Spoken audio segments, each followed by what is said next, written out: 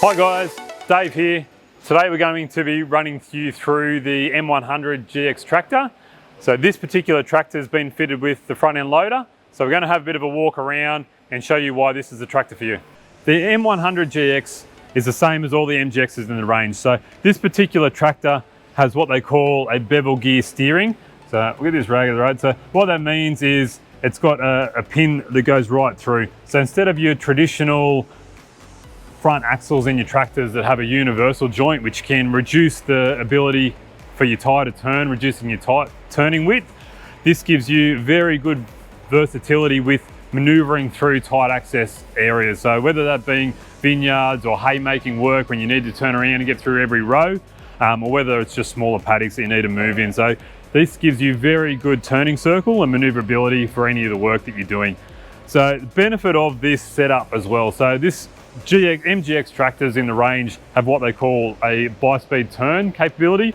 So what that means when it's engaged up in the cab, so when the front tyres turn more than about 35° in angle, they will spin at nearly twice the rate of your rear tyres. So it works very well in soft ground or ploughing or tillage work as well, where you don't have much traction. So when they're spinning twice as fast with your really tight angle, they can pull the tractor around in a really tight turning circle. So you're getting around and making the most efficient work of the implements that you've got on the back of your tractor. So in conjunction with this, all of the rim setup, so whether that's your front tyres or your rear tyres on the machine, they're all on adjustable rims. So you can change the tyre spacings to either widen the stance of the tractor or narrow it down if you needed to get through tight areas as well. Now moving round to the front, so this particular tractor has been fitted with the Kubota front end loader. So this particular loader is a self-leveling loader, so it's done mechanically. So the lever on the top, so what the self-leveling loader means for your application. So what this does is when the bucket or pallet forks or any attachments level to the ground, when you raise the front end loader, it's going to keep that level. So it works really good for pallet forks. When you're level to the ground, when you're lifting your loader, it's going to lift it level. So it's not going to fall back on the tractor or fall off the machine. Or if you're scooping up dirt, when you're lifting the loader and curling it back, it's not going to tip any material back on the bonnet. So nothing's going to fall back on you or the tractor to keep everyone safe. So moving around, so these particular loaders are all fitted with a Euro hitch. So what that means is just the hitch set up on the front of your loader. So a Euro hitch is a very universal hitch, which is all of your attachments on the front. So whether you're taking this 4-in-1 bucket off and putting pallet forks on there, for instance, so it's got a hook on the top and then a pin set up through the bottom. So it's very easy to remove this and change implements for your machine. So the easiest way to change this, it's just got a lever. All you do is point that across to the right, which will then, these pins will come out through the bottom. And then all you've got to do is lower the loader arms down to the ground and they will drop down below these pins of the bucket or any other attachment on the front. So all you do is then reverse him back from the machine and then drive him forward to connect to any other attachment that you want to connect on the machine. Moving around, all of the loaders have stabilizing legs in the front as well. So all of these is you can fold them down. So if you're wanting to remove or take off the front end loader off the tractor to reduce the length of it, you can easily do that and the loader frame will stand up on its own. So it's just got a pin here in the front. So we're just removing that pin here and then this leg will fall down to the ground. And then when you remove the loader, it'll stand it up in the ground. So these loader arms are up if you needed to drive back in to connect it when you're coming back around to connect it back to the tractor again. Another benefit of this loader is this accumulator valve. So the benefit of that accumulator valve on the loader is mainly for like working at speeds or traveling. So all of this does is absorb the shock out of the loader. So when you're going and you're hitting rough ground, instead of the loader bouncing and all of it going through the tractor, it's just like a suspension in a car. So it just softens that dampener out. So the loader will ride a little bit independent to the tractor to give you a nice smooth flow and ride, so you're not getting all that bounce right through to your operator and making it a rough ride. Moving from there, like I said, just standard with a toolbox so you can carry in the tools around with you. And then they do have a really big fuel tank, so 190 litre fuel tank to make sure when you're out ploughing or doing anything, you've got enough fuel to run throughout the day and you're not going to have to stop and run back and refuel for any of the work that you're doing. Moving around the back of the machine, another really good feature on your MGXs is your electronic controls. So these buttons on the back are just to control the 3-point linkage height. So these will raise and lower. So they're on the left and right hand sides of your guards. So top one just being to raise. So if you hold the top one down, tractor does need to be running, but when the tractor's running, hold the top one down, that will raise or lift the 3-point linkage. Bottom one lowers it back down to the ground. So very good for connecting your attachments with your hook ends. So these hooks, when you're connecting them to your attachments, the ball ends you can actually leave in your attachment, whatever that happens to be, slashing, ploughing, whatever it is. So when you're going, you will lower these down, hooks down, you'll reverse back to your attachment, and then you can just raise the hooks up. So that'll raise and lift and automatically to connect to your attachments. So your traditional ball end 3-point linkage attachments, where you get them back, you've got to get them in that perfect position to put the pins through. This one you don't. You can literally line up a little bit of room and wiggle play, just go reverse under your attachment and then pick it up and then off you go. On the back, we got 2 hydraulic remotes standard. So these are the color-coded ones to match the hydraulic levers in the cab. So you got your blue and your green remote standard. You can add an additional 2 extra remotes if you need to as well. Quick check on the back is just your transmission or hydraulic oil. So that's just your filler if you need to top it up. And then there's a dipstick here on the side, which will check your transmission oil in the machine as well. A little really good accessory on this machine that's standard. So this little tank down the bottom, or container at the bottom here. So what that does is catch any hydraulic oil drip. So when you're connecting or disconnecting any of your hydraulic hoses, so if there's any oil or oil drip, all it is caught in this hose and then it runs down and fills up the bottle. So instead of that oil dripping down the back of your tractor and then you drive through your dust and you got dust everywhere stuck on the back of your machine, it's just going to catch all that oil in the back of the tractor for you, just to keep it a bit cleaner and maintain everything a little bit better as well. This bottle up the back, so that's just your washer fluid.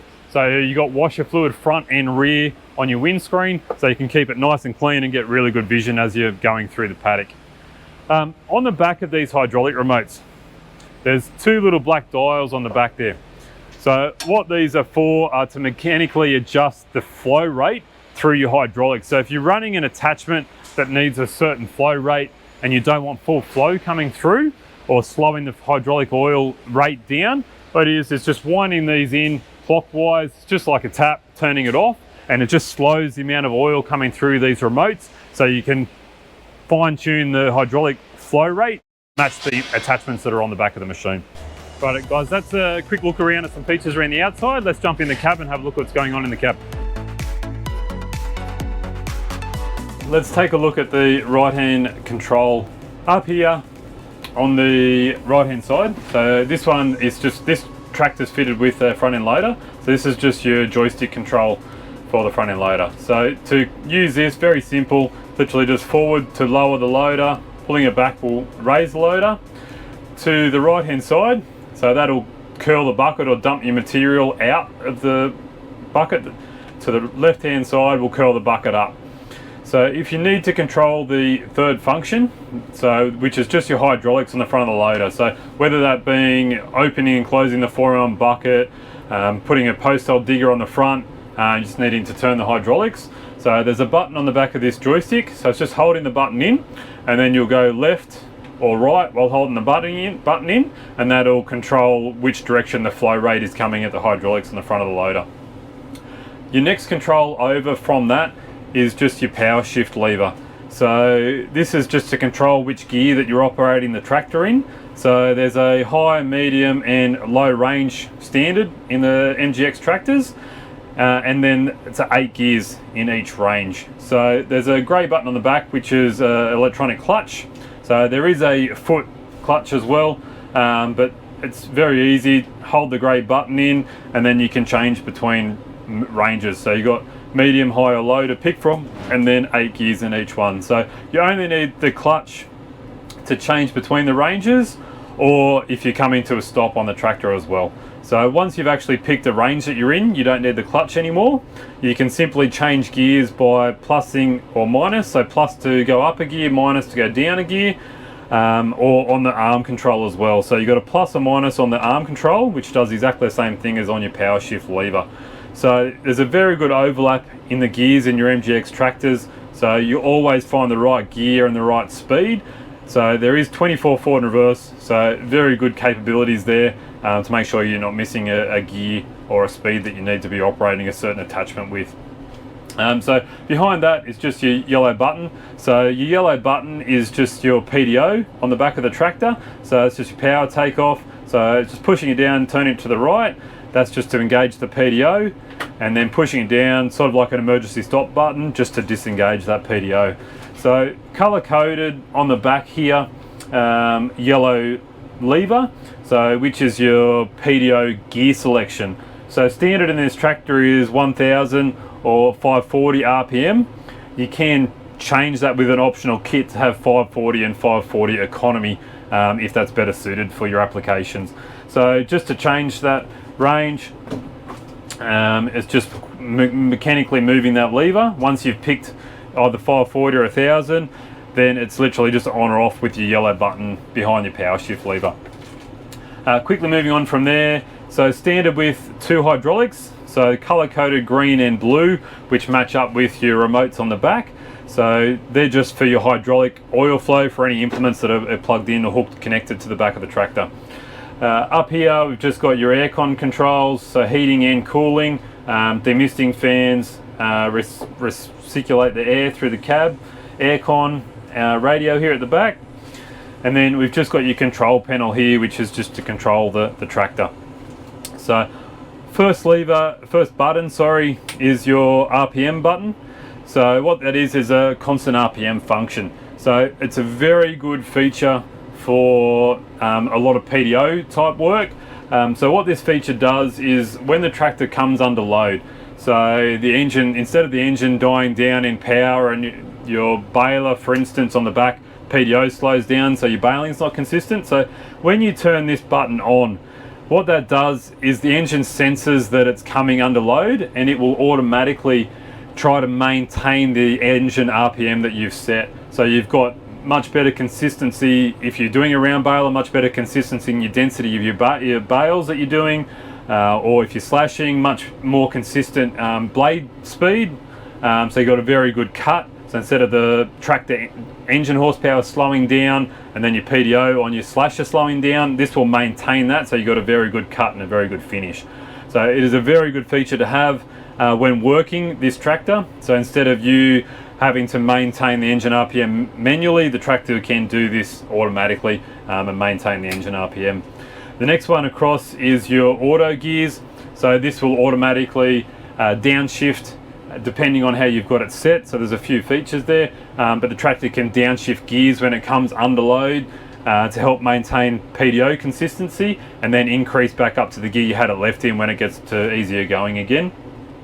Next one across is DHC, which is a downhill control. So it's very good when you're doing bale or towing a slurry tank.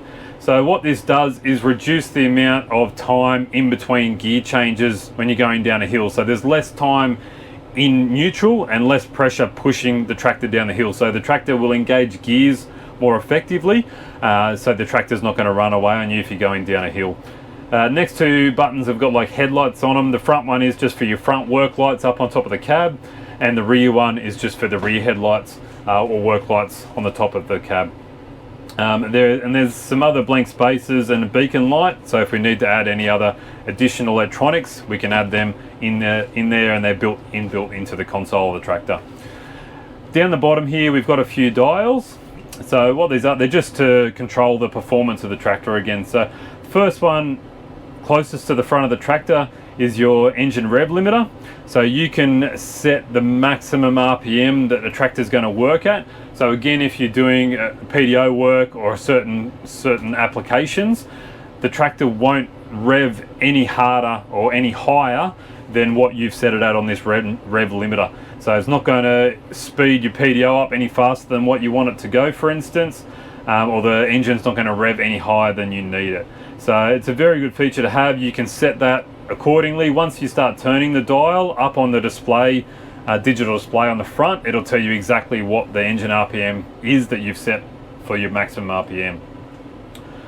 Next one is your auto sensitivity. So this is just the sensitivity of your automatic gear changes.